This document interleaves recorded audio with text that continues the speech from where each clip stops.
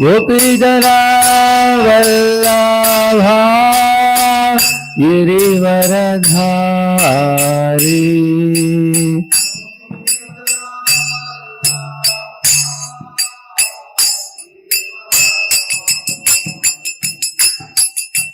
गोपीजना वल्लभा गिरिवरधारी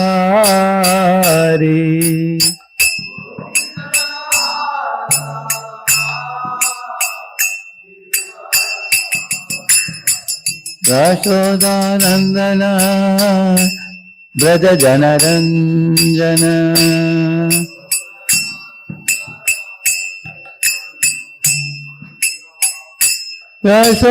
यशोदानंदन ब्रज जनरंजन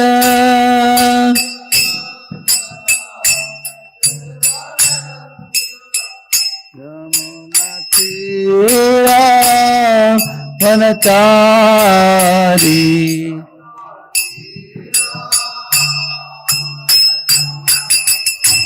यमुना तीरा वनचारी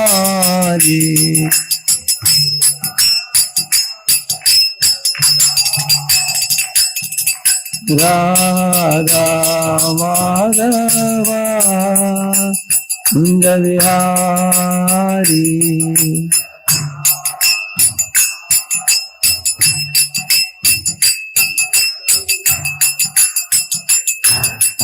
हरे Krishna Krishna Krishna Hare Hare Hare Ram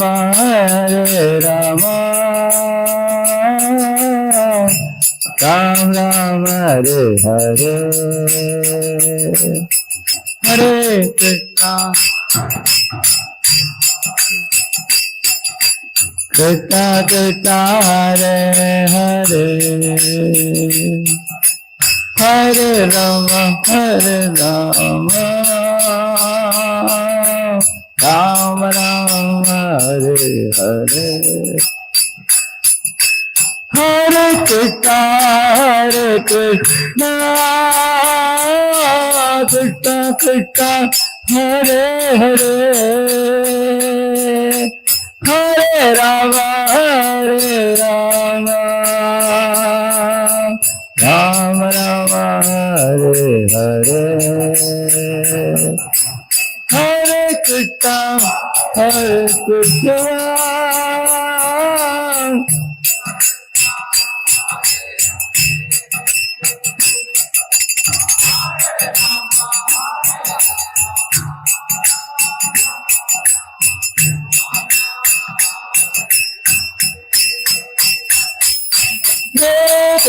Hare Krishna, Krishna Krishna, Hare Hare, Hare Rama, Rama Rama, Hare Hare.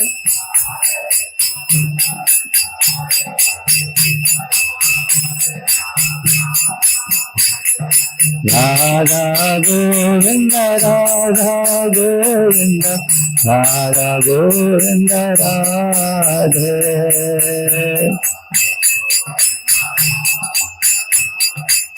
Radha Govinda Radhe, Nitai Gauranga Jaya, Nitai Gauranga, Nitai Gauranga Jaya, Nitai Gauranga.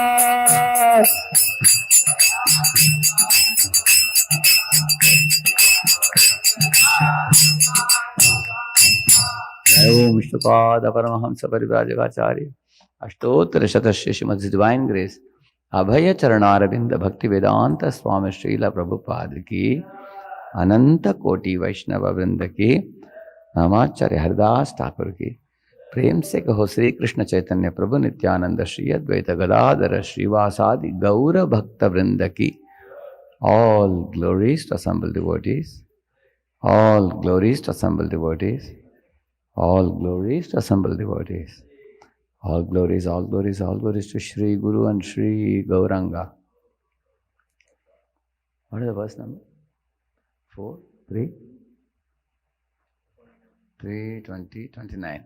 Okay.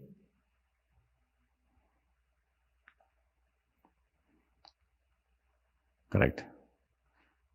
Om Ajnanatimirandasya Jnananjanashalakaya Chakshuvannmilitam Yena Tasmai Shri Gurave Namaha. Shri Chaitanya Manobhishtam Sthapitam Yena Bhutale Swayam Rupa Kadamahyam Dadati Swapadantikam Vandeham Shri Guroho Shri Yutapadakamalam Shri Gurun Vaishnavamscha Shri Rupam Sagrajatam Sahagana Raghunathanvitam Tam Sajivam Sadvaitam Savadutam Parijana Sahitam Krishna Chaitanya Devam Shri Radha Krishna Padan Sahagana Lalita Shri Vishakhanvitamscha Nama Om Vishnupadaya Krishna Presthaya Bhutale Shrimate Bhakti Vedanta Swaminiti Namine Namaste Saraswate Deve Gauravani Pracharine Nirvishesha Shunyavadi Paschatya Deshatarine Vancha Kalpatarubhyascha Kripa Sindhubhya Cha Patitanam Pavanebhyo Vaishnavebhyo Namo Namaha.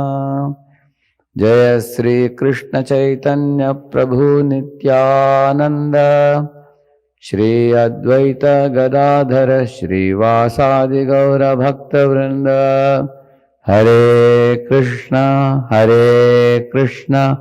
Krishna Krishna Hare Hare Hare Ram Ram Ram Hare Hare. Om Namo Bhagavate Vasudevaya.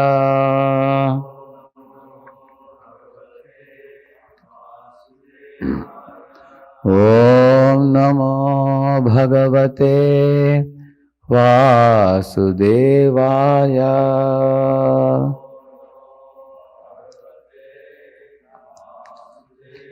Om Namo Bhagavate Vasudevaya.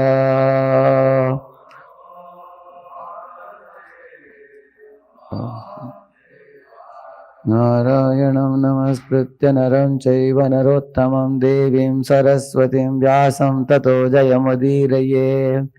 Nashtaprayeshva bhadreshu nityam bhagavata sevaya. Bhagavatyuttama shloke bhaktir bhavati naishthiki. Krishnaya Vasudevaya Devaki Nandanaya Cha Nandagopakumaraya Govindaya Namo Namaha. Welcome all of you for the Srimad Bhagavatam class this morning. We are in the third canto, 20th chapter, text number 29. Tam Kvanacharanam Bhojam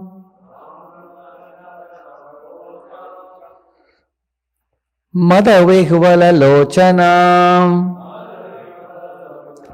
Kanchi Kalapa Vilasa Dukula Channarodhasam Tam Kvanacharanam Bhojam Madavihvala Lochanam Kanchi Kalapa Vilasa Dukula Channarodhasam Tam Kvanacharanam Bhojam Madavihvala Lochanam Kanchi Kalapa Vilasat Dukula Channarodhasam.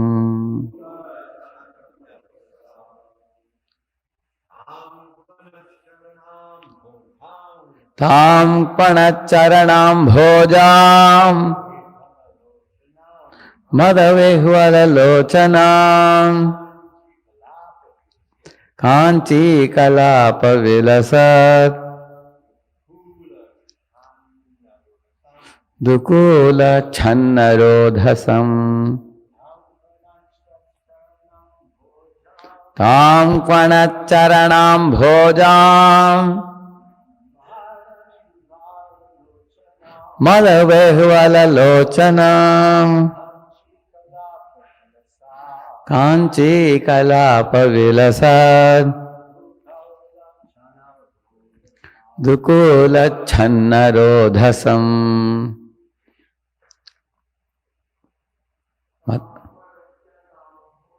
Tam Panacharanam Bhojam Madhavehvala Lochanam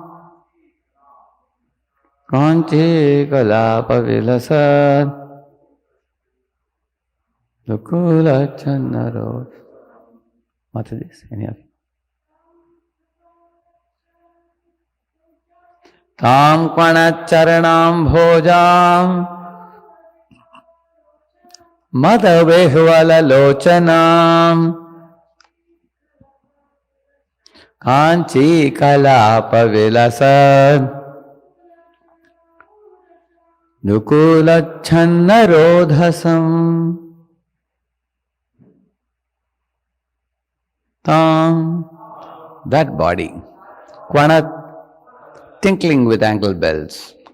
Charana Ambhojam, with lotus feet. Mother, intoxication. Vehvala, overwhelmed. Lochana, with eyes. Kanchi Kalapa, with a girdle made of golden ornaments. Vilasat, shining. Dukula, by fine cloth. Channa, covered. Rodhasam, having hips. Translation purport by His Divine Grace, A.C. Bhaktivedanta Swami Srila Prabhupada ki. The body given up by Brahma took the form of the evening twilight when the day and night meet, a time which kindles passion. The asuras, who are passionate by nature, dominated, as they are by the element of rajas, took it for a damsel, whose lotus feet resounded with the tinkling of anklets, whose eyes were wide with intoxication, and whose hips were covered by fine cloth, over which shone a girdle. Purport: as early morning is the period for spiritual cultivation, the beginning of evening is the period for passion. Demoniac men are generally very fond of sex enjoyment, therefore they very much appreciate the approach of evening. The demons took the approach of the evening twilight to be a beautiful woman, and they began to adore her in various ways. They imagined the twilight to be a very beautiful woman with tinkling bangles on her feet, a girdle on her hips, and beautiful breasts, and for their sexual satisfaction they imagined the appearance of this beautiful girl before them.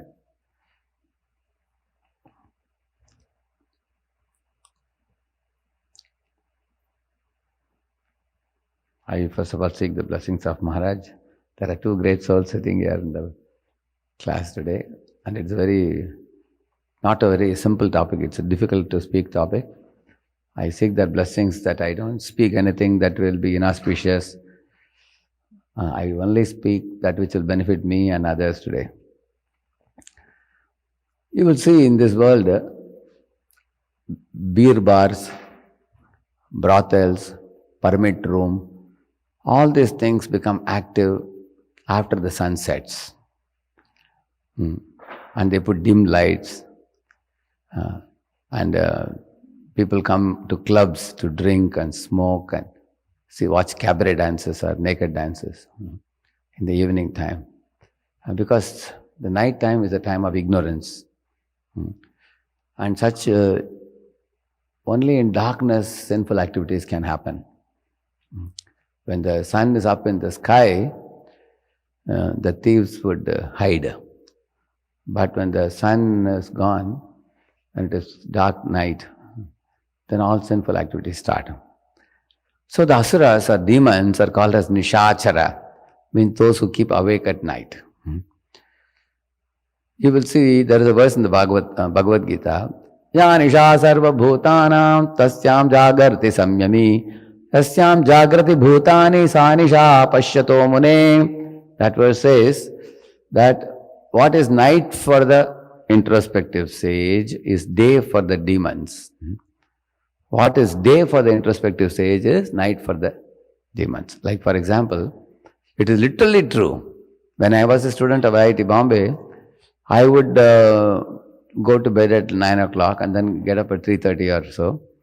When I get up at 3:30 to go to bathroom to take a bath, I would see boys playing on the volleyball and basketball. Still they'll be playing just outside my room in the courtyard. I mean, we used to see them playing. And when I would finish my bath and come back at 4 o'clock, that is the time they will go to sleep. So what was night for me was day for them. Whole night they have played. And then when I would go for chanting and then college, they would be sleeping. They would sleep at 4 o'clock and get up at 10 o'clock. 10 or 11 they would get up like that. So what is night for them is day for us. You will see that. And another meaning of this is, they have no interest in spiritual life, spiritual advancement. Neither do they have faith, nor are they interested to know. In the same manner, we also have no inclination for their materialistic activities. You will see devotees will turn their face away when they see such materialistic activities of the demons, drinking and smoking and drugs and all those things. When they indulge in, we just don't even want to see it, we turn away. Why? Because birds of the same feather flock together. You will see, you create a particular type of ambience and you are going to attract particular type of people. For example, you stagnate the water in your gutter, a lot of mosquitoes will come. Because mosquitoes are very comfortable in stinking water. And pigs also will come and stay in the gutter. They like stinking gutter water. Yeah. Or you keep a dustbin which is unattended for many days. A lot of crows will come. Crows will sit around in the Tat vayasam tirtam ushanti manasa. That verse says in Bhagavatam. They will sit and they will be pulling out dirty things from the... On the other hand, you will find the swans. They are pure white. They live in crystal clear waters in the lakes. They drink milk. And they are very clean in their lifestyle. You will see that. Amongst the birds also there are two classes, crow class and swan class, Prabhupada says. So, in the same manner, like you see the parrots fly together, sparrows fly together, dogs live together. You will see that humans live together also. All humans live. Prabhupada says one amazing phenomenon in this world. Even if dogs quarrel also, still they live with each other. Humans also will quarrel and they will live with humans only. Like crows or other parrots, they may quarrel amongst themselves, but after quarreling also they will live with the same community, they will live. Similarly, devotees, little bit tussle they will have, but they will stay together with devotees only. Because at last we know we have nowhere else to go. We have to live with devotees only. So, that's why we say birds of the same feather flock together. So, the demons flourish in unclean activities. Pravartante ashuchi vratau, Krishna says. Pravrittim cha nivrittim ta janana surasuraha na shaucham na pichacharo na satyam teshu vidyate. He's telling they do not know what is to be done, what is not to be done, what is clean, what is unclean, they just don't know. The demoniac people. And he says that they have no good behavior. He says they do not know proper conduct. So, for example, they will eat any damn thing, which is any kind of nasty things they eat, abominable things they eat, and their character is abominable because they don't respect all women as mothers, except one's wife. They do not follow such standards. They can sleep with anybody, they can eat anything. Their habits and activities are all unclean. Pravartante ashuchi vratau. They flourish in unclean activities, he says. So, and the demons are just the opposite of the demigods. The Lord says in the scriptures that one should maintain a cow, drink cow's milk, and then use the milk for making ghee, which will be offered in the sacrificial fire for performing yajna. But what the demons will do, they will slit the throat of the cow. They will just do the opposite. The cow is to be protected like a mother. The mother who is giving you milk, you don't kill her. The cow deserves to be protected. But they will slit the throat of the cow for eating cow flesh. Actually, by drinking cow's milk and ghee and curd and everything, also you enjoy. But by eating flesh also you enjoy. But the eating cow flesh is a not sanctioned enjoyment, unsanctioned enjoyment. So the demons always will go for that which is not sanctioned, that which is not sanctified, that is not regulated. So devotees means we should follow these three things, that is sanctioned, sanctified and regulated. For example, vegetarian food is sanctioned. And the food offered to Krishna is sanctified. And eating prasadam in moderate proportion is regulated. So if we, even though we may say, I eat only prasad, but if we overeat, then we get into trouble. Isn't it? So it should be regulated also. Sanctioned, sanctified and regulated. So that is the meaning of a devotee. So by adopting this, like in this verse we are hearing about, the Asuras saw Brahma cast away his body, subtle body. When it was gliding down, the demons were watching it. It was like the twilight coming down. So it appeared like the form of a very beautiful young girl. She was wearing tinkling ankle bells. They saw her shapely body. That's described here. The hips and the hips she was wearing a fine cloth. And they were describing the evening twilight. If you see, it's like a little reddish kind of thing, hue. The evening time when the sun is setting. So when they saw the sun also, they saw it as if she is playing a ball, with her hands. That will come in the next few verses you will read. So they were imagining a woman who was exactly there, not present. It was just imagined because of their passion. A similar description comes, you will see in Puranjana. When Puranjana, one day, he is seeing a beautiful girl coming with a snake guarding her and 10 servants with her. So this is a very allegorical story, Puranjana. The 10 servants were the 5 jnanendriyas and 5 karmendriyas. That means 5 knowledge acquiring senses and 5 action senses. And the snake represents prana. And this beautiful woman who came in front of him, that woman represents intelligence. Intelligence. So now when Puranjana looked at her, he is describing that, oh woman, why have you come naked and you are alluring me like this with your beauty? Like that he is asking a question. And then in that purport, Prabhupada is writing, that woman was properly dressed. But Puranjana was thinking she is sexy or she is very looking like that because of his own passion. He says, problem is not in the woman's body, but in Puranjana's passion in his eyes. Like the Prabhupada writes. So, that means even if a woman is modestly dressed, a man can have, like a bad look, because of which he sees the whole world is meant for his enjoyment.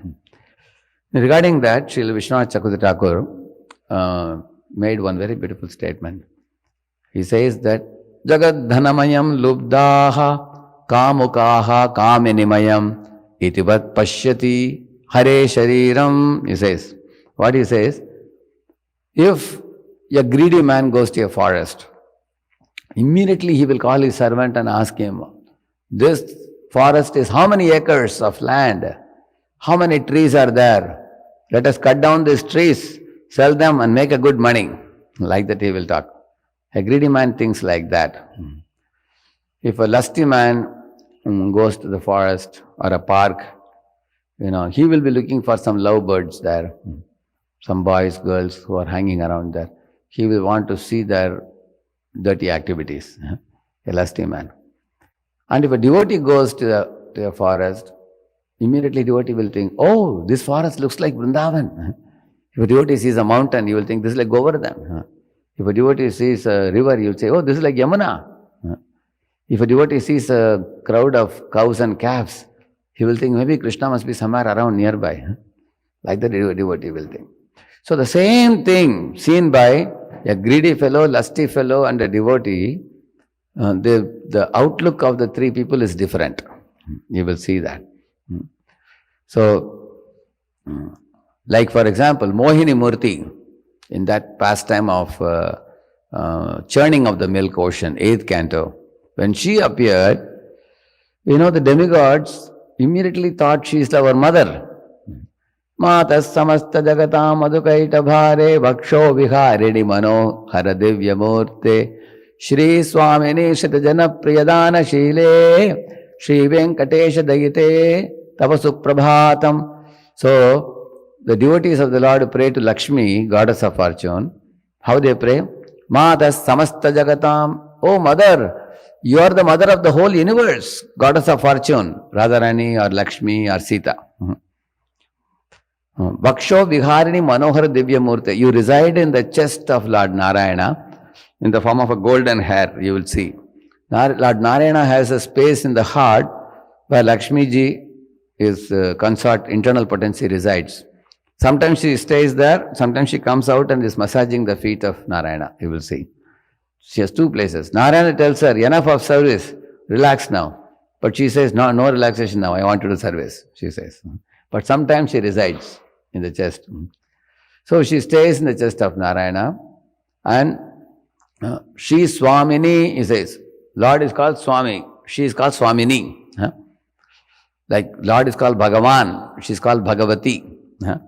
So Bhagavan, Bhagavati, Swami, Swamini. He is Shaktiman, Shakti. Like that we call her. Tavasu Prabhatam, good morning to you, he is saying. And then he is saying, the devotee is praying, Tavasu Prabhatam Aravinda Lochane. Oh goddess of fortune, your eyes are like lotus petals. Bhavatu Prasanna Mukha Chandra Mandale. Your face is cheerful and compassionately smiling. Your face looks like a full moon, he says. Bhavatu Prasanna Mukha Chandra Mandale. Vidishankarendra Vanita Virarchite, wife of Shiva, wife of Indra, wife of Brahma, they all come and bow down to you, goddess of fortune. Every morning they come to bow down to Lakshmi, who is the wife of Lord Narayana. And you are the sweetheart of Narayana. Like that they are praying. Now why did I tell you this? It is not that the devotees don't see Srimati Radharani or Lakshmi to be beautiful. But although they see her as beautiful, they see her as their mother. Matas samasta jagatam madhukaita bhare. They don't see her as an enjoyable object. So, if somebody appreciates the beauty of the internal potency of the Lord, but although we appreciate the beauty, we know she is Lord's property. She is not meant for my enjoyment. So, that's the mood in which they see. Vatsalyadi gunojvalam bhagavatim mande jagan mataram. See these two words. Radharani sees all jivas with a vatsalya bhava. What is the vatsalya bhava? She sees them as her children. And she pleases Lord Krishna with her devotional qualities. So, you will see in many temples, you will see Radharani, the right hand she will be carrying a garland. And left hand she will be having of course in some temples you will see Radharani blessing like this. In some places you will find Radharani will have a garland in one hand and the left hand will be having a flower bouquet. The garland is for putting to Lord Krishna's neck. And the flower bouquet is to welcome the souls to the spiritual world. All of you return back home, back to Godhead. So, we see her as a mother, not as object of enjoyment. Like Hanuman, he saw Sita as a mother, but Ravana saw her as object of enjoyment. And he was destroyed. You will see that. She's a mother. Mother should not be treated like a wife. So he wanted to exploit her.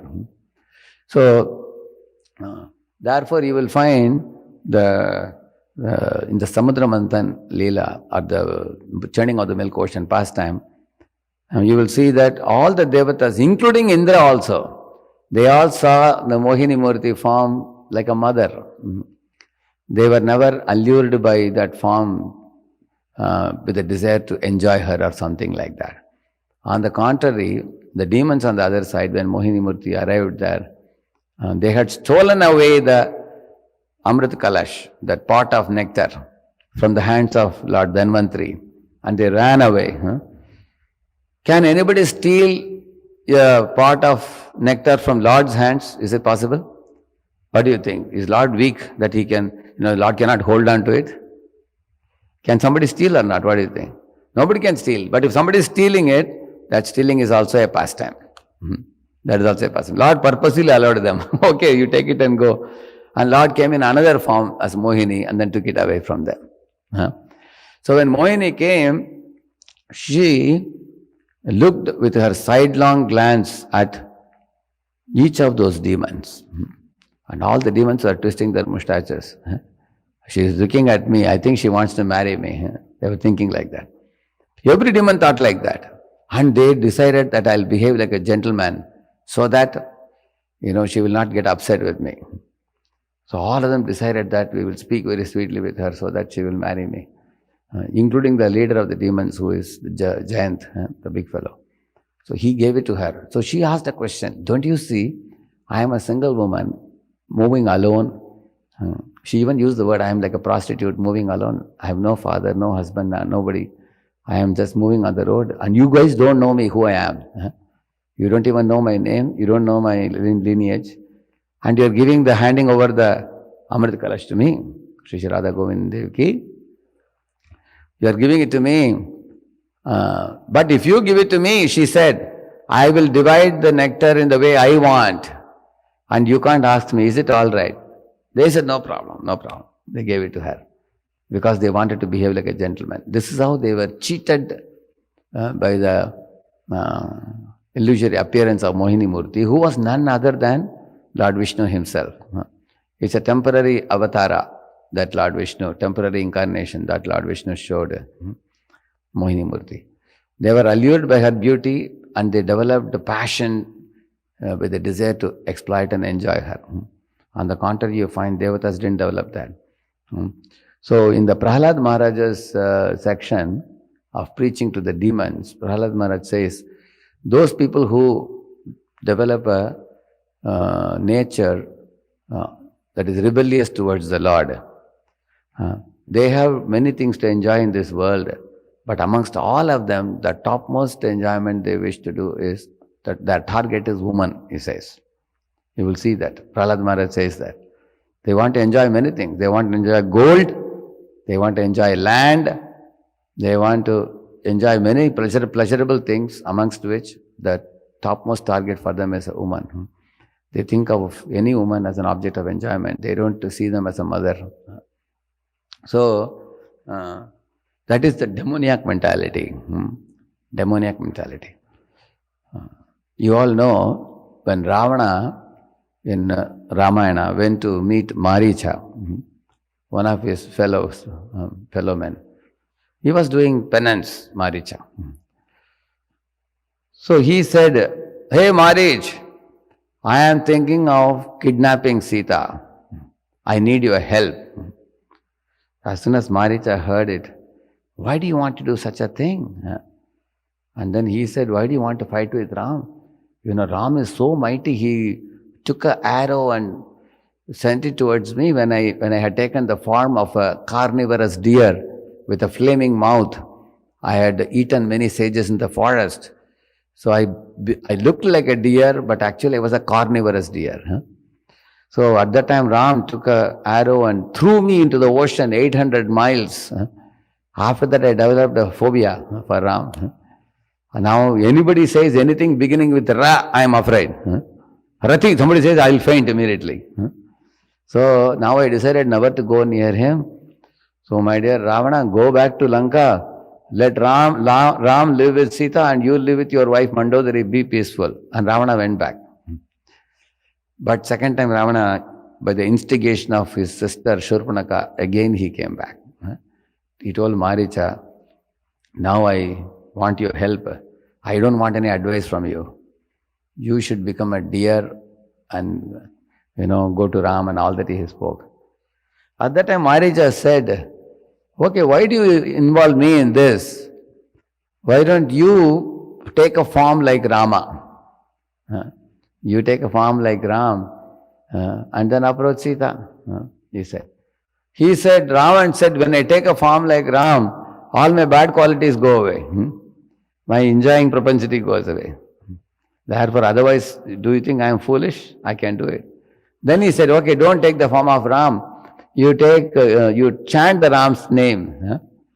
If you chant Ram's name, there is nothing impossible you can achieve. And he said, when I chant Ram's name, Sita looks like a mother for me, he said. But I can't enjoy her. So this goes to show, when you chant Hare Krishna, Krishna Krishna, Hare Hare, Hare Rama, Rama Rama, Hare Hare, then all good character will come if one chants properly, holy name. So, civilized life means matravat paradareshu.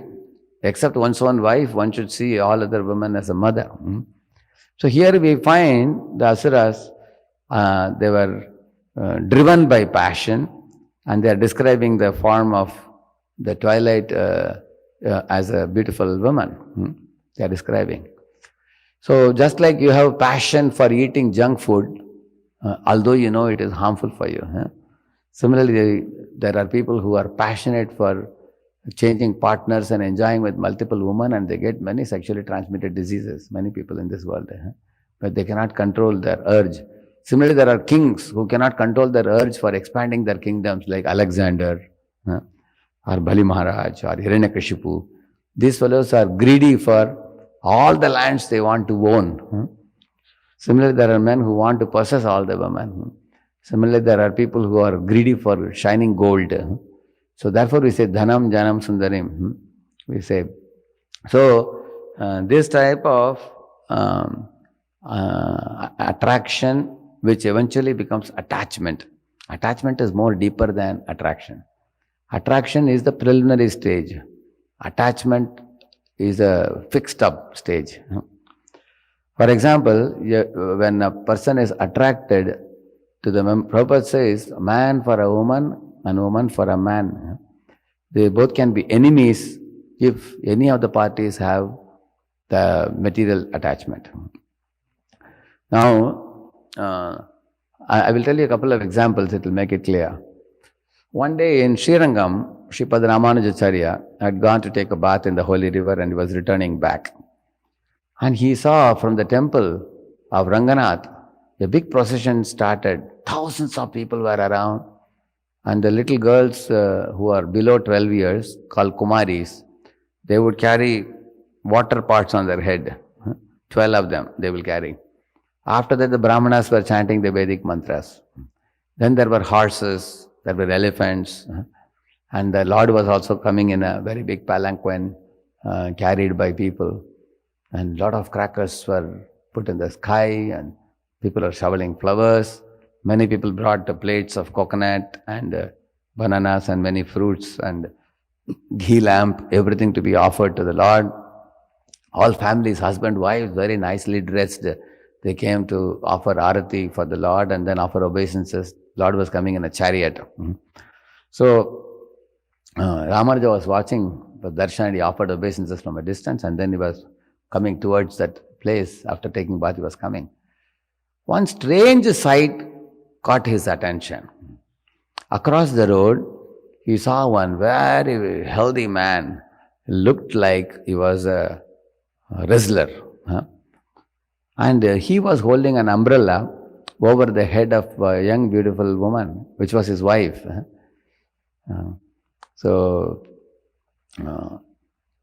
This fellow was looking at her eyes, her face and her eyes, and he was also fanning her.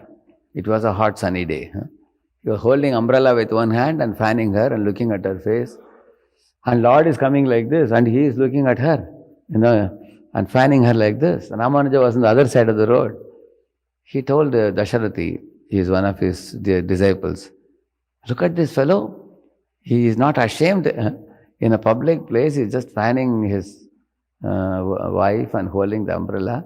The Lord is coming. He is not even turning his face to worship the Lord or bow down to the Lord. So Ramanuja said, go and call him here, he said.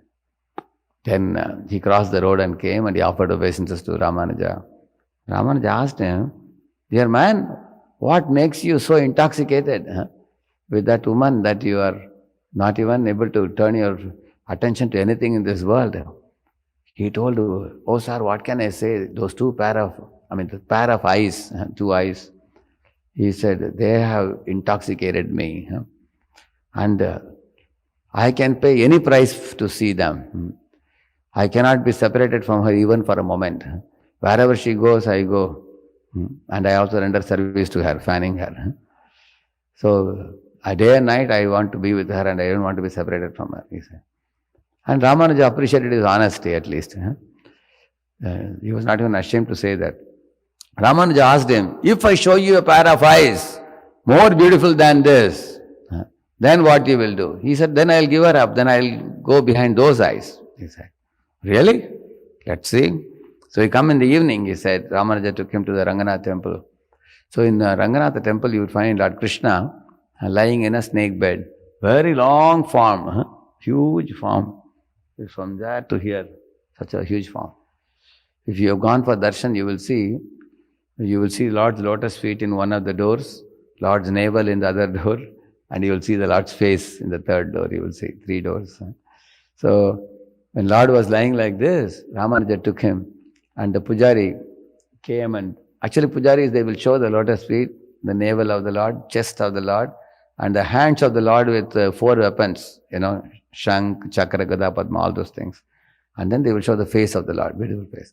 So when pujari was showing the face of the Lord, they would actually show light towards each of these parts of the body so that we can take darshan of the Lord. At that time, by Ramanuja's grace, Lord's beautiful eyes were revealed to that fellow, Dhanudas. His name was Dhanudas. Dhanudas fainted unconscious, seeing the beautiful eyes of the Lord. Dhyanayanam prahasitam bahuladaroshta bhasarunayita tanodvijakunda pankti dhyayet swadeha kuhare vasitasya vishnor bhaktyardrayarpitamana pridagdidrikshed hasam hare ravanata kila lokatevra shokashru vishoshana atyudaram sammohanaya rachitam nijamayayasya bhrumandalam munikrite makaradvajasya. This is a description of the Lord in the heart, super soul, by Lord Kapila.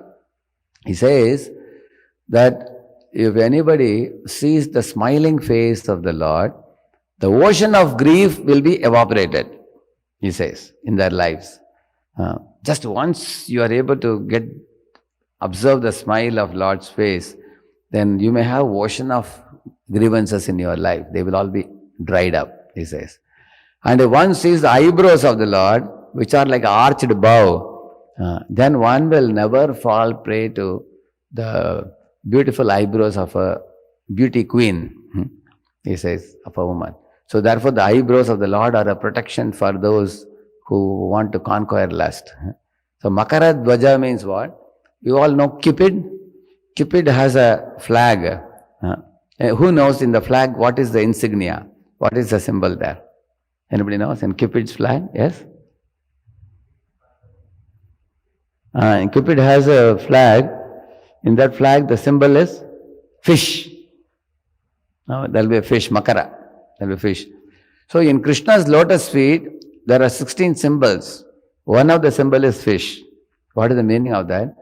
If you become Krishna's devotee, Krishna knocks down the flag of Cupid and stands on that. Therefore in Krishna's feet there is fish. It is said, like Haridas Thakur conquered a lusty proposal from a prostitute, isn't it? Because for those who have become pure devotees by taking shelter of Krishna's lotus feet, for them, Krishna, like the fish is there in the flag which is knocked down, So Lord will knock down the lusty propensity and transform that lust into love in the heart of the devotee. So Haridas Thakur's heart was flooding with love for Krishna, that that love could overflow and make that prostitute in Benapole also into a pure devotee, isn't it? So in this way, when that Dhanudas saw, he not only fell unconscious, when he got up, he cried tears continuously. And he fell at the feet of Ramanuja and clasped it to his chest and told, my dear great sage, please accept me as your disciple. Now I don't want to do anything in this world other than to serve Lord Ranganatha. And then when his wife saw the transformation of heart, she became very touched. She also became purified completely. And then Ramanuja said, you don't have to leave your wife. Husband and wife, both of you practice together, Krishna consciousness. So he gave them a quarters to live. And then they became full-time grihasthas in the temple to serve. And some brahmacharis became envious of them. They thought that he's low-born. Why is our Guruji giving so much attention to him? We are Brahmins and they are not Brahmins. They were thinking like that. So what Ramanuja would do, morning when he would go to the riverside to take bath, he would put his hand in the shoulder of Dasharathi, who is a Brahman and Ramanuja's relative and Ramanuja's disciple also. He would put his hand in his shoulder and go. After taking bath, while returning, he will put hand in the shoulder of this Dhanudas. So people would wonder, Dhanudas is low-born. After taking bath, Ramanuja is putting hand on his shoulder and coming. Why? Because Ramanuja wanted to show the world. After taking bath, you are supposed to be clean. But I am putting hand in the shoulder of Dhanudas to show the world that even a low-born person is not low-born if he becomes a devotee, Vaishnava devotee. Ramanuja wanted to teach the world. Even a dog-eater becomes a devotee. He is better than a Brahmana also. He wanted to show that. So, one day Ramanuja wanted to teach these brahmacharis a good lesson. So, Ramanuja saw that one day there was a big commotion in the ashram. One brahmachari was shouting, hey, somebody has stolen my towel. He was shouting. Somebody else was shouting, hey, somebody has stolen my chapal, my sandals. So Ramanuja, as soon as he arrived there, they all became sober. Guru has come, they offered obeisances. So then Ramanuja said, hey, because there is a great poverty in the ashram, one of you go and take something from the home of Dhanudas and come. Steal something and come, because you don't have any money to run the ashram. So bring something. So one brahmachari went there. It was actually a daytime when Dhanudas had gone out and Dhanudas' wife was there, sleeping. She was lying down, relaxing after the morning work. So this fellow peeped from the window and saw she was lying down. So he went and took off her earrings, golden earrings she was wearing, because they were affluent, Dhanudas and his wife. So when he took off the golden earring, then she turned around and slept on the other side.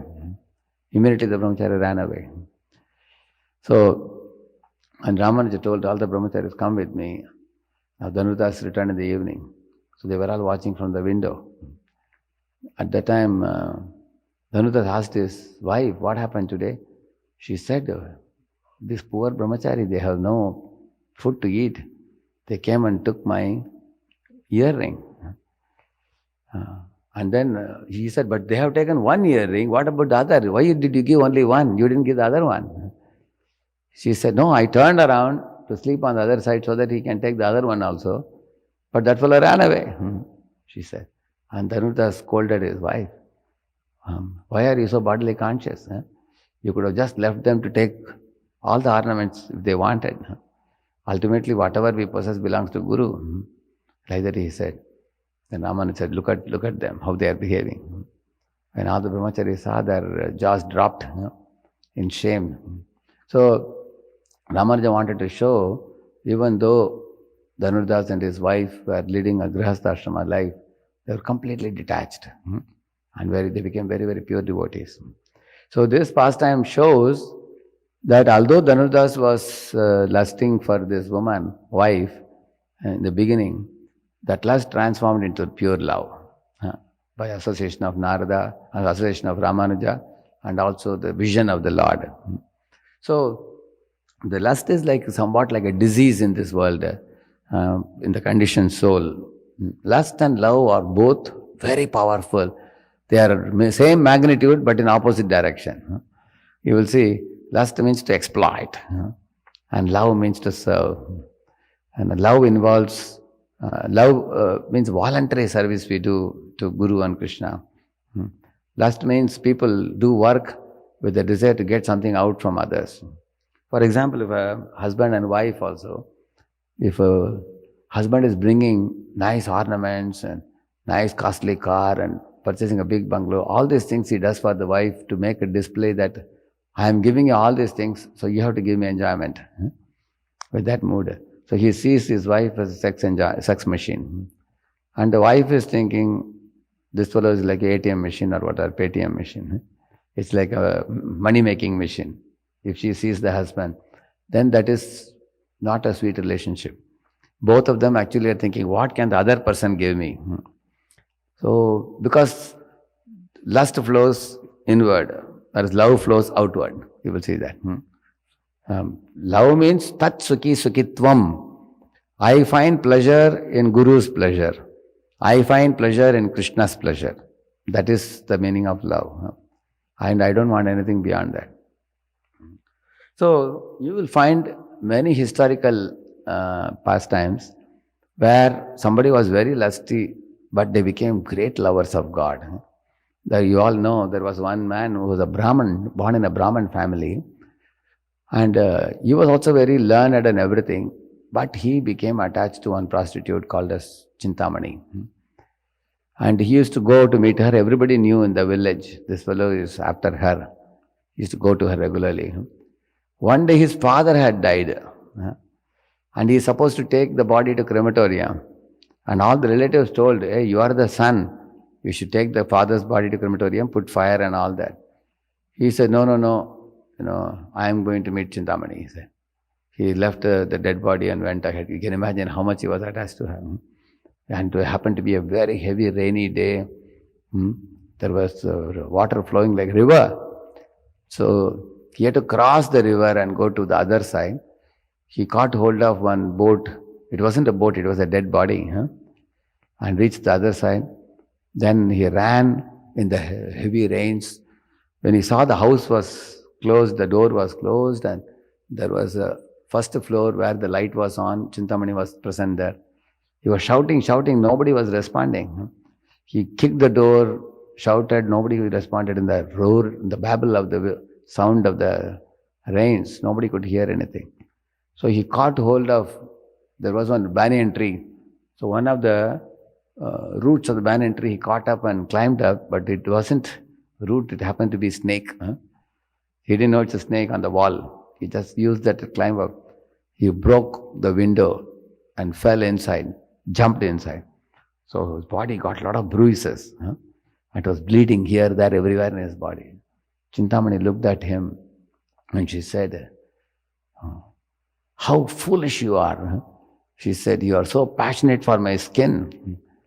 If you had an iota of devotion to Lord Krishna, what you have for me, you would have attained Lord Krishna long before. Like that she said. As soon as he heard that, it was like lightning. Immediately. He said, Chintamani, Somagirir, Guror me. He said, oh Chintamani, my Guru Somagiri in my previous life is speaking through your mouth now. Now I am no more attracted to this type of man-woman attraction. I am going to go to Vrindavan. Immediately, thank you for reminding me of my eternal relationship with my Lord Krishna. And he immediately left and went towards Vrindavan. So you will see he went on to become Billomangal Thakur. And Billomangal Thakur is so much glorified by Lord Chaitanya Mahaprabhu for his Krishna Karunamrita book. So these are all very hope-giving pastimes that in this world sometimes devotees feel that this unceremonious, contaminating, lusty desires arise in the mind, even though we are chanting the holy name and we are doing so many devotional activities. Why such impure desires arise in the mind? But it is possible for us to completely eradicate it by flooding our heart with pure love, by very faithful chanting and faithful hearing of the Srimad Bhagavatam. So we should know that this is a demoniac mentality, and in Sanskrit we call two terms, Bhoga Vritti, Seva Vritti. Hanuman had Seva Vritti, Ravana had Bhoga Vritti. Bhoga Vritti means enjoying mentality. Seva Vritti means service attitude mentality. So we have to practice this service attitude, service to devotees, service to Guru, service to Krishna. And then as the service attitude increases, the enjoying mentality gradually reduces. For example, the demons only want to enjoy. The pure devotees only want to serve. And the demigods want to do both. They want to serve the Lord also, little bit they want to enjoy also. So where are we practicing sadhana devotees? So sadhana bhaktas are also like demigods. They want to serve the Lord, and along with that service they want a little bit enjoy also. If you want to enjoy, if you want to control other people, so that propensity gradually diminishes as we advance in spiritual life. We will come to a stage where we will only want to serve the Lord, Hari Guru Vaishnavas, with no other expectation in return. That's very advanced stage. So now, in the Bhagavatam it is said, a man for a woman and woman for a man, both are great stumbling blocks in the path of self-realization if they have attachment. For example, it is said a deer wanted to drink water. It went to a pond, but it found only grasses all over, thick grass. And it already had eaten grass. Now it doesn't want grass. Now he wants water to drink, but he couldn't find water. So he died without drinking any water. But the deer did not know. Below that grass, it was a water pond. He just has to move the grass aside and drink the water. Similarly, in this body, all living beings are enjoying the grass body. What is the grass body? Like if somebody gives you a big coconut, like that you bite the green coconut, you have seen that? Green coconut, how many of you have seen green coconut? In America, you get coconut water only. You've seen green coconut, right? If somebody bites the green coconut, will it be tasty? It's only fiber. And inside that there is shell. And inside the shell there is coconut. And inside the coconut there is water. So Prabhupada says the coconut fiber is like grass body. And the coconut shell is like subtle body. And the coconut is like the soul. And the coconut water is Krishna Prem. So in the coconut, what is the best part? Coconut, the full coconut, which is the best part? Coconut and coconut water. The white portion, coconut, and the coconut water. That's the best part. Whereas the two shells, one coconut shell and the coconut fiber is not very great. That is fed to the fire. Correct now? So, therefore, our grass body, subtle body is not important. The soul and love for Krishna is important. Correct now? So, like the deer foolishly was looking only at the grass, which is like the grass body, and the water below is like the soul. He didn't notice that. Similarly, man is attracted to the form of woman, and woman is thinking that this man will supply me all the goods. So, in the same chapter of Bhagavatam, 7th canto, it says that a woman should think, I am like a deer and the man who plays some instrument to allure the deer. Similarly, my husband may provide me car and bungalow and money and varieties of facilities for sense gratification. He is my provider, that is good. But sometimes when he increases his provisions more and more to pamper me, I may become complacent in my spiritual life. So woman should think, such a man who is only providing me material goods without spiritual advancement, he is also my enemy. Woman should think like that. And man should think, this woman who is very good looking, my wife, She is feeding me nice food and giving me the sexual enjoyment. So she becomes a big stumbling block for me if I don't advance in spiritual life. So it's not that only woman is a problem for man. Man is problem for woman, woman is problem for man. If they both are materialistic, if their mind is having Gramya Buddhi means materialistic consciousness. So both of them have to go to Guru and take shelter of Guru, take initiation, and follow a life, a purified life. Like for example, Dharma viruddho bhuteshu kamasmi Bharateshyam Krishna says that. Actually, whether you are a man or a woman, if you develop higher taste, the attraction to eating, attraction for sex life, attraction for accumulating material goods, attraction for name, fame, glory, attraction for increasing followers, all these things will evaporate to the degree one is advanced in spiritual life. These are all actually diseased state of the conditioned soul. So, this verse talks about the demoniac mentality today, and the demons were chasing after this due to the passion that was driving them. So we have to rise above this passion and ignorance to the sattva guna, mode of goodness, in which we can experience the genuine, knowledge of what is what. The crystal clear discrimination ability comes in sattva guna. In passion, one is blinded by the dust. If you throw dust in somebody's eyes are paining, he can't see properly. So in passion and ignorance, we are in illusion. Prabhupada said, the godless civilization is born of illusion, and the result of such civilization is lamentation. Prabhupada writes in Ishopanishad. So people who are godless and passionate, they chase after this beauty. But what is this beauty? Woman's beauty or man's beauty is ephemeral, temporary. Because the body will get old, teeth will be gone, ears will be hard of hearing, hair will be gone. Where will be this beauty? It is simply flesh and bones. One doctor was telling us that in the body, the front portion and back portion, they have millions of germs. And he was telling that, when we see in this world, the conditioned souls are attracted to the impure parts of the body. They are attracted, which have millions of germs. It's very surprising how they have this mad attraction. He was a doctor devotee, he was telling. But when you become a devotee, your attraction for sex life is gone, and then we become attracted to the heart of the Lord. Lord's loving heart, devotee's loving heart, and all the hearts become united in devotion to Krishna. So we have to elevate our attractions from mundane attraction to spiritual attraction, from mundane tastes to spiritual tastes by the chanting of the holy name and pure lifestyle and devotion service. Thank you.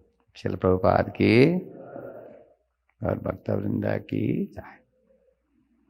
Maharaj, you would like to say something in this mic? Maharaj.